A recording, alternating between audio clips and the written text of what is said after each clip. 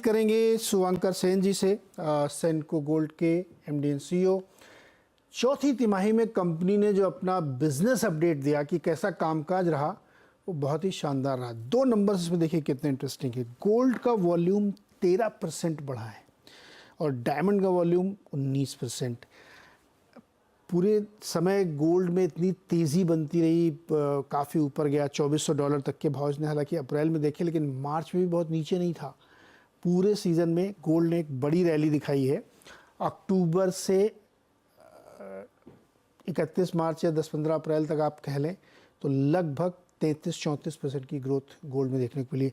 शुभंकर जी, ये महंगे गोल्ड के बावजूद बिक्री होती रही, क्या ये वाला ट्रेंड है क्या? एक बार हम लोगों ने चर्चा की तो आपने कहा था नहीं नहीं बहुत महंगा होता तो लोग कम खरीदते हैं, लेकिन इस बार तो ऐसा नहीं दिख रहा है।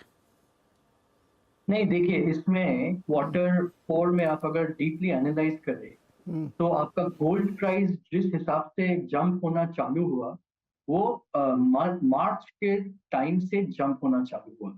जब गोल्ड का प्राइस 62,000 65,000 था, तभी भी वेडिंग सीजन का फुल डिमांड चालू था till I would say early मार्च। तो उस हिसाब से लोगों का खरीदने का एक मूड था ही। और आज के दिन भी अगर हम लोग देखें कि गोल्ड का प्राइस एक बहुत ही मतलब जल्दी जल्दी एक महीने में फ्रॉम 65,000 टू 75,000 ऑलमोस्ट पहुंच गया, which is an increase of 15% in a month. तो उसमें हम लोग देख सक रहे हैं कि कस्टमर्स थोड़े कंफ्यूज्ड हैं। कुछ कस्टमर्स अभी जून जुलाई अगस्त सितंबर में वेडिंग्स है नहीं, वेडिंग सब नवंबर में चालू होंगे। तो कोई कस्टमर्स के अंदर में टेंशन हो रहे हैं कि by the end of the year, अभी जब से लोग बोल रहे हैं कि गोल्ड अभी 75 हो गया, 80,000 85,000 अगर चला जाएगा, ये जो जियोपॉलिटिकल टेंशन है इससे फ्यूचर में क्या हो सकता है, एक मन में डर के साथ कुछ लोग वो शादी का जो भी खरीदना है वो अभी खरीद रहे हैं। But there is a large number of customers जो वो भी वेट कर रहे हैं कि सामने में मई 10 को अक्षय तृतीया है। सो कितने प्राइस अगर कुछ करेक्शन ले तो वो उस हिसाब से खरीदेंगे। तो फुटफॉल्स थोड़े तो डाउन है, अभी फुटफॉल्स आर लेसर। और जिनको खरीदना है लॉन्ग टर्म 6 महीना सोच के वो खरीद रहे हैं वेडिंग्स के लिए। इमीडिएटली ऐसा नहीं कि लोग लाइन लगा खरीदने वाले हैं। और एक चीज जो हम लोग एज अ ज्वेलरी इंडस्ट्री कोशिश कर रहे हैं कि बहुत सारी schemes, offer, discounts, making charge में फिर हम लोग कर रहे हैं कि कस्टमर्स अभी बुकिंग करना चालू कर दे। अगर एक महीना बाद भी या 3 महीना 6 महीने बाद गोल्ड का प्राइस जंप भी हो गया तो उनको प्राइस बेनिफिट मिल जाएगा, काइंड ऑफ ऑप्शंस देना जैसा। तो वैसे करके हम लोग कस्टमर्स को कोशिश कर रहे हैं जितना बेनिफिट पास ऑन कर पाए कस्टमर्स को इंटरेस्ट के लिए।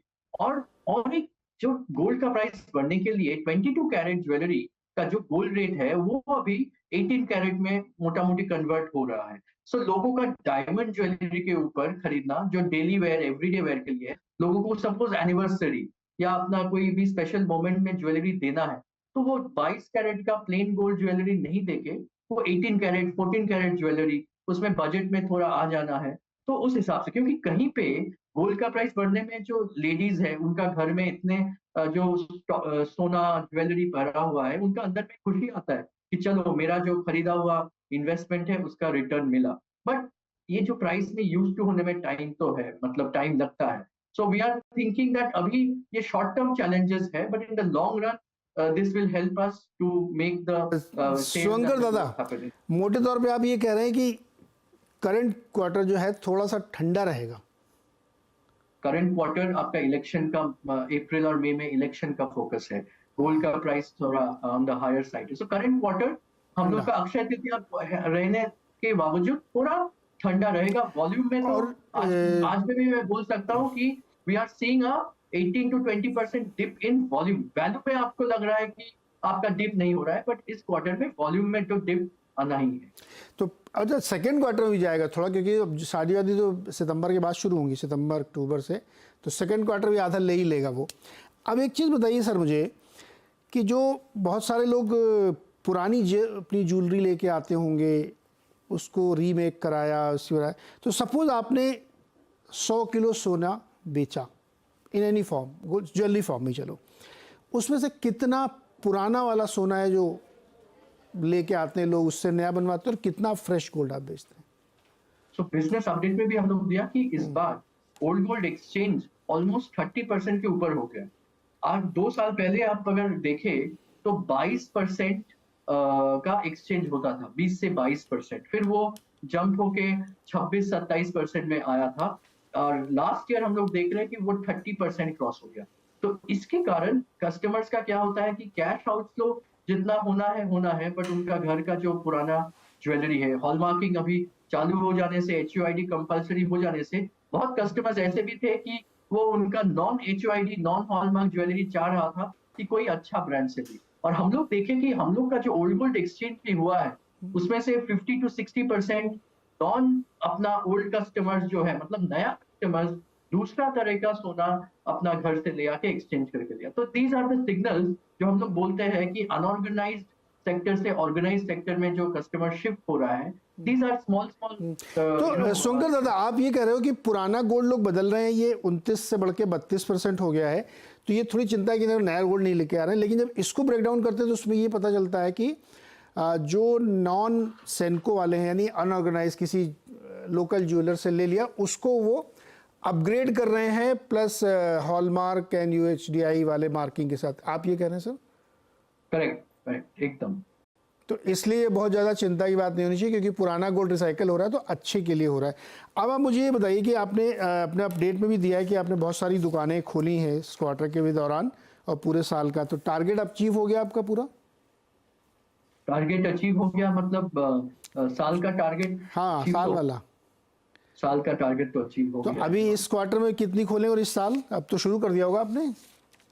हाँ, अभी इस क्वार्टर में हम लोग का पाइपलाइन में और भी 3-4 शोरूम पाइपलाइन में है। सो एक चीज है कि ये साल का भी जैसे भी टारगेट हुआ, अभी हम लोग का मई में रिजल्ट्स डिक्लेयर होंगे, तो मैं ज्यादा कुछ बोलना नहीं चाहूंगा इसमें। पर ये तो फैक्ट है कि हम लोग का जिस हिसाब से लास्ट 3-4 साल में हम लोग हर एक साल शोरूम खोलते गए, हम लोग का कंपनी और कंपनी ऑपरेटेड स्टोर्स हुआ और फ्रेंचाइजीज जितना हुआ स्मॉलर टाउन्स के लिए, तो उस हिसाब से हम लोग इस साल में टारगेट रखे।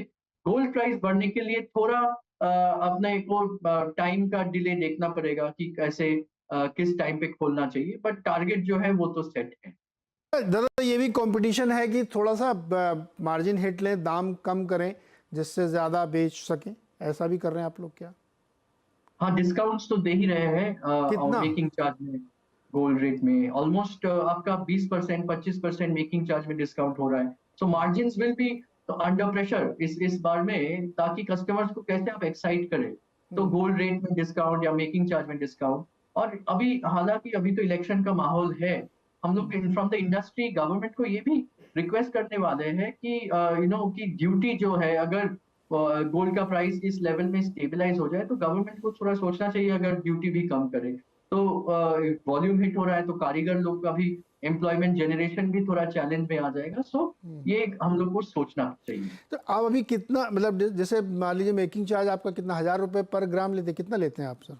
हाँ हाँ, 18 to 20% हो जाता है। तो आज के दिन 18 to 20% अगर एवरेज है, तो आप सोच लो ना, 6,500 to 7,000 में 1,200-1,300 रुपया पर ग्राम हो जाता है। और वो मे बी 3-4 महीने पहले ही वही था 1,000 रुपया ग्राम। तो इसके लिए वो 1,000 रुपया ग्राम करने के कोशिश में 25% 20% मेकिंग चार्ज में डिस्काउंट देना पड़ता है। तो मेकिंग चार्ज में डिस्काउंट प्लस गोल्ड में भी थोड़ा डिस्काउंट?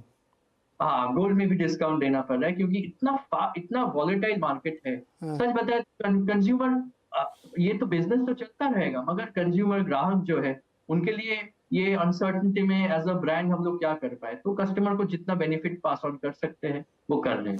अच्छा, गोल्ड प्राइसिंग चूंकि इतने ऊपर पहुंच गई है, और इसको आप लोग हेज कैसे करते हैं मुझे ये बताइए।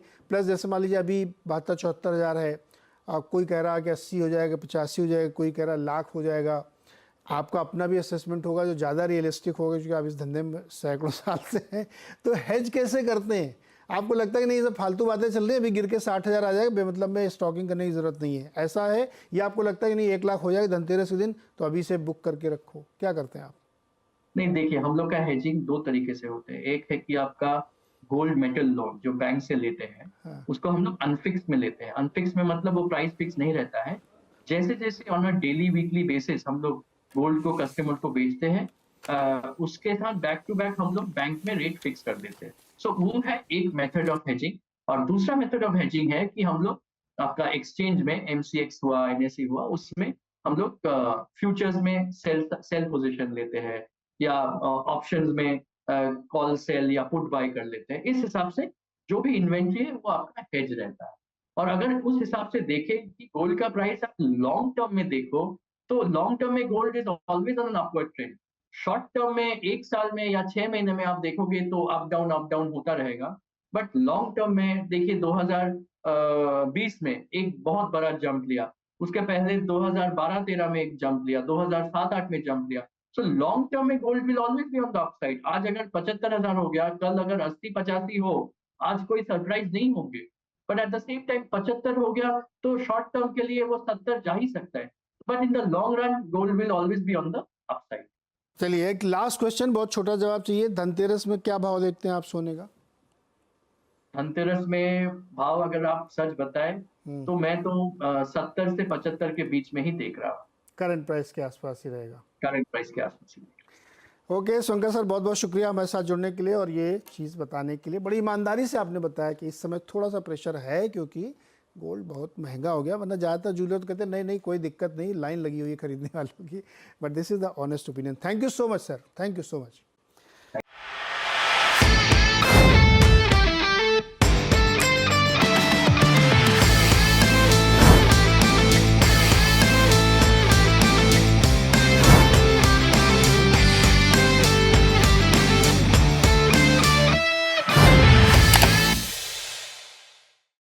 बता दें कि मनी कंट्रोल पर दिए गए विचार एक्सपर्ट्स के अपने निजी विचार होते हैं। वेबसाइट या मैनेजमेंट इसके लिए उत्तरदायी नहीं है। यूजर्स को मनी कंट्रोल की सलाह है कि कोई भी निवेश निर्णय लेने से पहले सर्टिफाइड एक्सपर्ट की सलाह लें।